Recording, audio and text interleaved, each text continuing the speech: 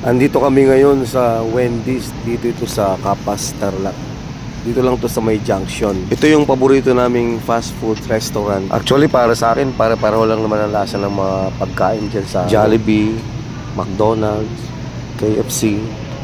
Para sa akin lang po yun. Pero may mga nagsasabi na mas masarap daw ang chicken ng Jollibee. Sa McDonald's naman, yung daw burger, sarap daw yun. Yung man, para sa akin, pareho lang yun. Pareho lang yung unhealthy. Pero hindi naman natin may iwasan talaga na alisin sa buhay natin yung pagkain sa mga fast food eh. Masarap naman kasi. Hindi naman masama, basta wag lang lagi-lagi.